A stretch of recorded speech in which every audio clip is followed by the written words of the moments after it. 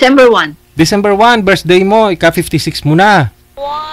Yes. Oo. Sa edad mo na 56, may asawa? Hiwalay na?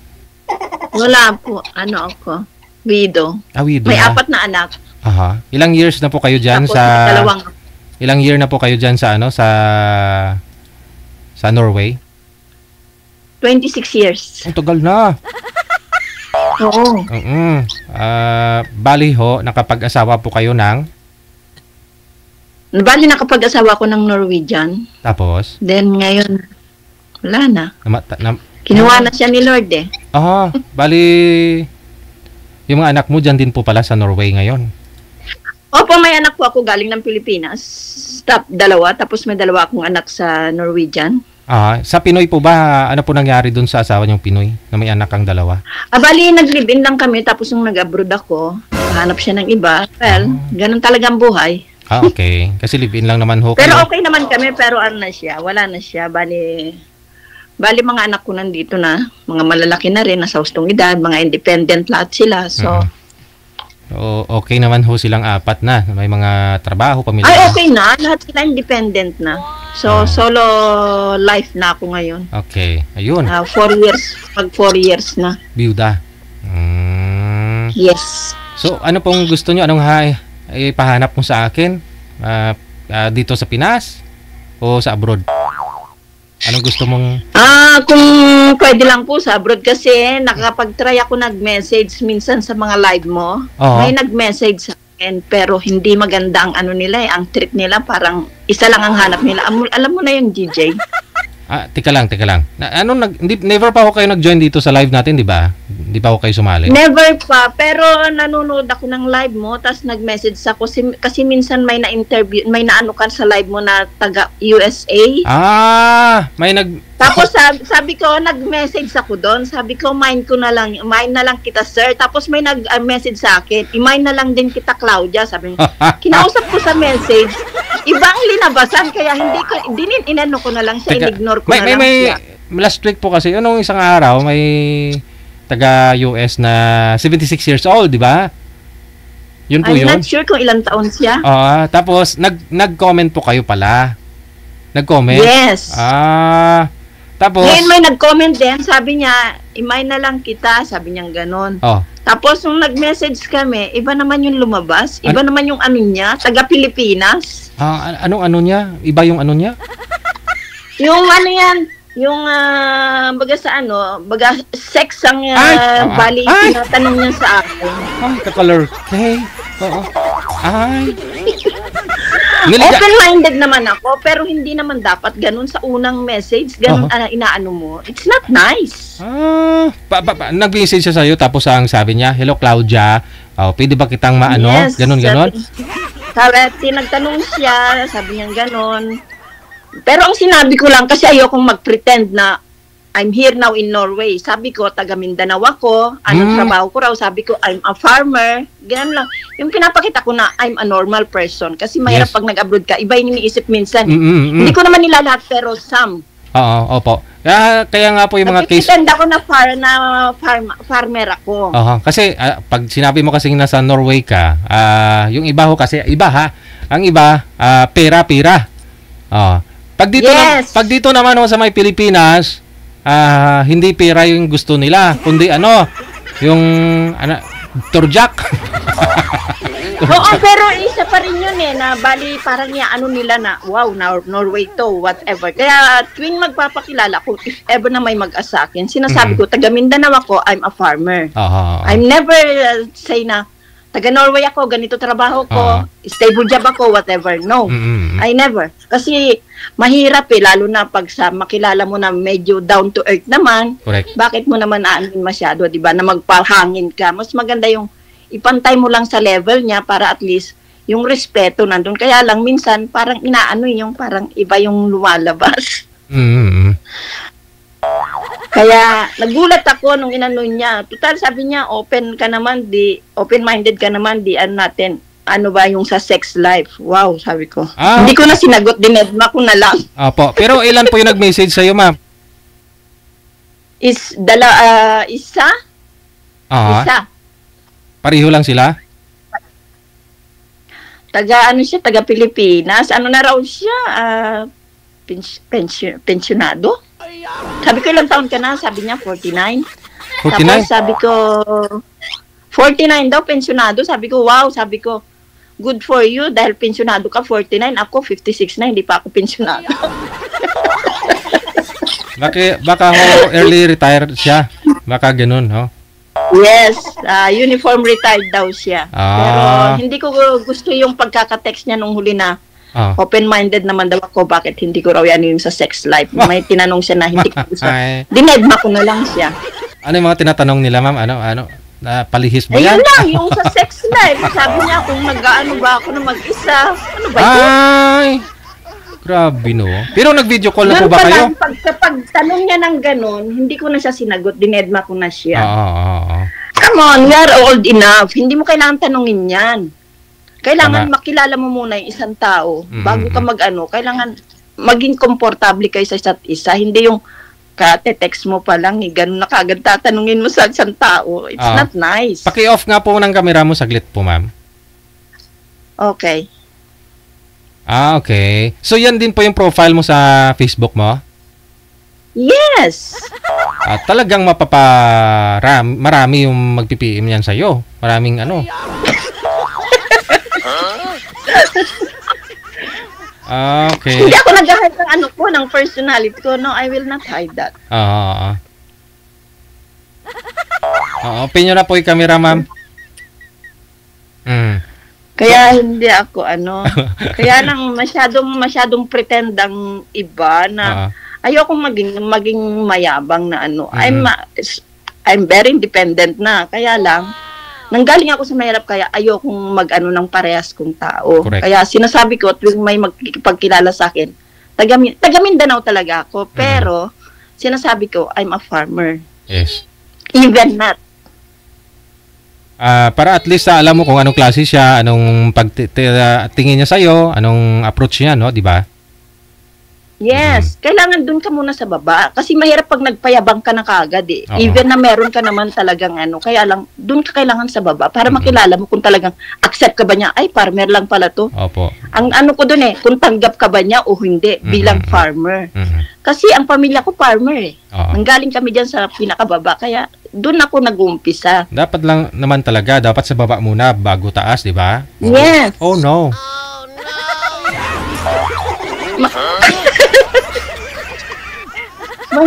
Mahirap pag sinabi ko na minsan ina-advance. Oo. So, ngayon po ang gusto nyo rin po sana makausap, nasa abroad, no? Yeah, if ever lang po na. Mas maganda siguro kung abroad. Hindi ko naman yung mga taga-Pilipinas kasi parang naman yung hirap pag sa Pilipinas, malayo. Oo. At saka ang hirap po kasi makahanap ka ng yung matino na talaga na... Yes, exactly. Isa nga po din yan. Oo. So, dapat biyudo din, no? Yes. Mas maganda kung biyudo kasi kapag may meron pang sabit. Baka pag maguluhin pa ako, mahirap na. Ilan po yung apo, ma'am? 2 na. Magtatatlo sa sa October.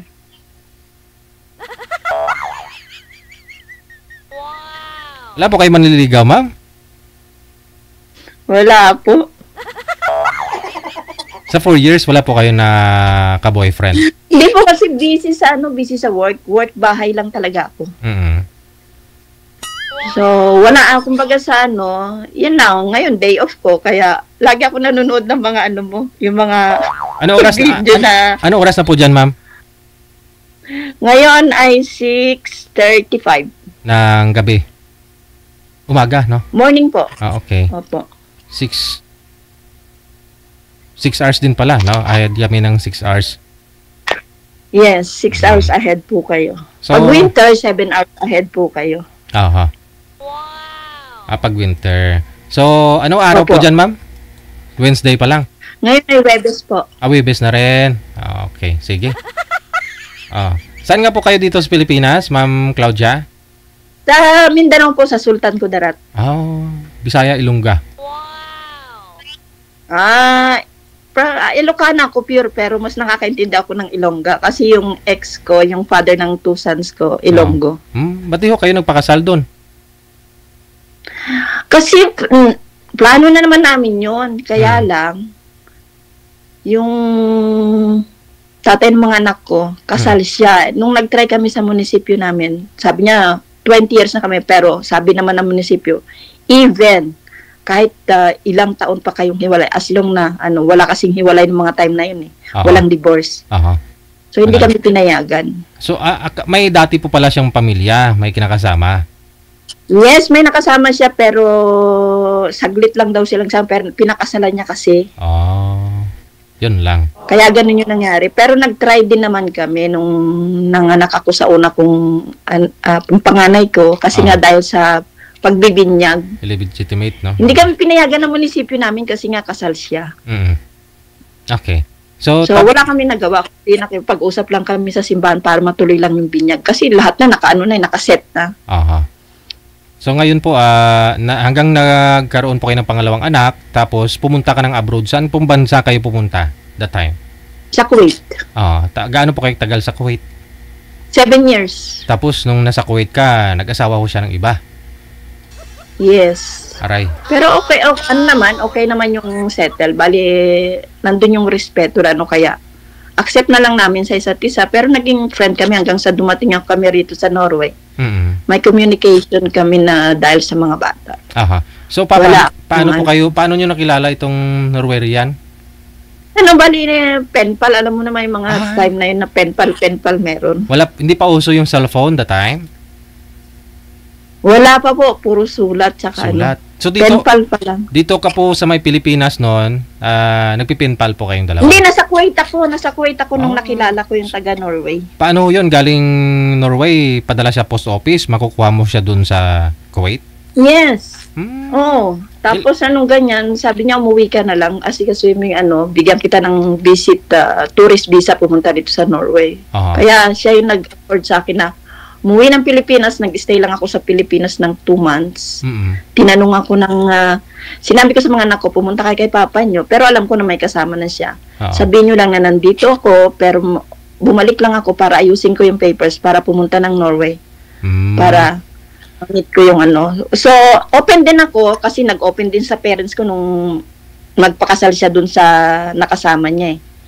So, ganun din ako. Nung umuwi ako, nagpaalam din ako na umuwi lang ako para ayusin yung papers ko papuntang Norway dahil mag-aasawa ako. Bali, nagpakasal na po yun si... yes. Bakit to? Nabiyudo na siya? Namatay na yung una? Hindi ko alam kung paano nangyari. Basta nagpakasal silang dalawa. Kaya hindi ko na rin yung kasi labas na rin ako dun eh. Dahil siyang may gusto nun, hindi naman ako. Okay. So tapos nung nag-tour po kayo dyan sa Norway, hindi na po kayo umuwi dito sa Pilipinas o tuloy-tuloy? Umuwi pa naman, pero kailangan ayusin ko muna yung papers ko. Dumating ako rito, nag 3 months sa tourist visa ako. After ng tourist, nagpakasal ako. Dyan din po mismo sa Norway? Yes. Nung nagpakasal ako, yun na, ang bilis ng paper, ng mga na approval na yung working permit ko. Tapos after 3 months na nakasal ako, nakakuha ko ng working permit, nag-apply na ako kagad ng trabaho. So until now, nag-work ako sa hotel. Pero itong naging asawa niyo po, may pamilya na po siya dati? O binata din po ba? Wala. Swerte mo At least nabigyan mo siya ng 2 anak. Yes. Ilang taon na po kayo that time? Nung pumunta ka dyan? Magti-30 pa lang nun. Tapos itong napangasawa niyo po, ilang taon na? Yung napangasawa ko, 1953 siya eh. Ngayon, kasi ilang taon na siyang namatay eh. Okay. So parang 70, 50, parang mga 20 plus yung gap ninyo, no? Mas ahead siya sa iyo ng 20. So tapos, after noon, kinakuha mo yung mga anak nyo dito sa Pilipinas, yung 2. Ilang years na po sila dyan? 2003 sila dumating rito. Matagal na. 22 years na rin, no? Tapos itong mga independent na lahat kasi magandang rules dito eh. So which napakaganda para sa mga bata. Compare dito sa Pilipinas. Kaya Mahirap dito sa Pilipinas kasi kahit na pamilyado na, may mga anak na, minsan may mga apo pa, andun pa rin sa mga lula, lulo. No? Hindi pares dito talaga, ang ganda talaga ng ano, kaya napaka-thankful ako sa God na nakarating kami rito, pati mga anak ko, at least na-i-survive ko yung 2 anak ko na mabigyan sila ng kinabukasan. Sige. Yun yung isang inano ko kasi wala akong i-expect na ano sa Pilipinas na magiging maganda ang nila kasi as a high school graduate, saan ka makakanap ng trabahong maganda sa Pilipinas? Correct. At saka dagdagan pa ho ng napangasawa mo, no? Na parang, yung asawa niyo po na yon, yung kalibin niyo na yon, ano po trabaho niya that time? Kaya ikaw po ay, ano siya, yung magaling siyang mag-ano ng businessman siya, ano siya, kaya lang, alam mo naman sa Pilipinas na yung bisyo, hindi maiwasan eh. Okay. Ay lahat diyan sa Pilipinas kailangan bayaran, pati sa schools. Dito lahat libre. Correct. Kaya isa yun na naging blessing sa mga anak ko na nabigyan ko sila. Ngayon mga independent na sila lahat. 4. Alright. So 4 years na po kayong byuda sa ngayon. Searching po talaga, no? Si Ma'am anong pangalan niyo, Ma'am? Claudia, no? Claudia. Okay. 55 na. Yes, mag-56 sa December. Alright. Ayan po. Gusto ni Ma'am, yung mga kausap po sana yung nasa abroad, no? Okay lang po ba sa'yo, Ma'am? Saang bansa ang gusto mo? Kahit saang abroad, basta maging honest lang. Ayoko lang yung kasi talagang madali akong ulitin ko po madismaya pag hindi lahat ng nasa Pilipinas pareho ng mga nakausap nyo po. Oo, yung mga hindi na sabi ko, hindi lahat. Kaya lang na-challenge ako yung nakausap ko nung kailan yun, isang araw. Hindi ko talaga nagustuhan yung tabas ng ng message niya, kaya dinedma ko kagad eh. Kaya nire-remind ko po lahat ng mga viewers natin, listeners, na sabi ko, dyan sa comment section, walang kasiguraduhan. Sumasablay nga po yung mga nagjo-join dito sa live, yung mga nag-uusap nga minsan, may scam pa eh, no? May na-scam. Yes. How much more yung mga nasa comment lang, no? Na nag-PM lang, ganun. Di natin sigurado, baka may asawa yan, iba yung gusto nila, no? Ayun na nga eh. Nasa sa tao na rin, no? Yung pag-iingat, lalo po yung mga kababaihan, lalo yung mga kapatid natin mga nasa abroad, no? Pero magaling po kayo, Ma'am, ha? Sinabi mo, nasa Mindanao ka, pero ang gusto niya ay makita pa rin yung ano mo. Yes, yun na nga eh. Okay, sige. So, ano po bilang isang successful mommy, no? Sa mga anak mong 4 ngayon, ano po yung masasabi nyo sa mga listeners, viewers natin dyan, no? Yung mga nangangarap na rin sana na umangat-angat sa buhay, ano pong gusto nyo po, Mama, parating sa kanila? Anong ma-advise mo? Well, unang-una, ang Lord, kailangan talaga ang dasal natin nandyan palagi. Doon tayo ngayon, kung talagang nyo na maging successful, laban lang sa buhay.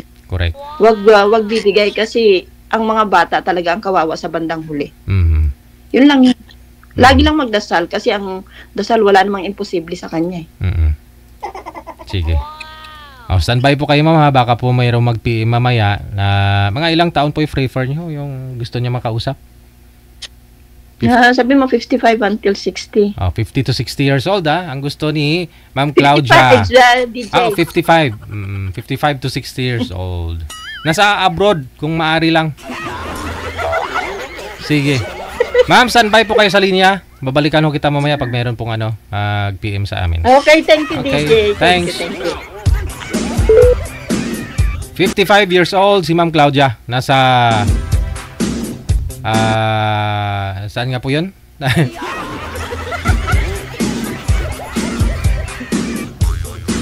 Nasa Norway, no? Hindi ka po basta-basta makapunta ng Norway, ha?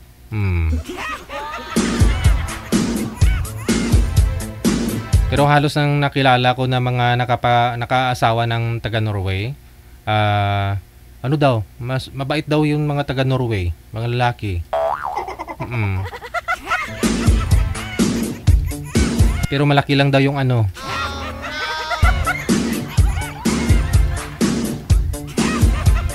Alright. Nasa Viber po si Ma'am Claudia. Kung gusto po ninyo makausap si Ma'am Claudia, nasa Viber po siya. Nasa line number 2. PM po kayo dito sa hotline natin. sa Viber, no? Kung gusto po niyo makausap si Ma'am Claudia. Yun po. Nasa alas 6:46 pa lang ng umaga dun sa kanya.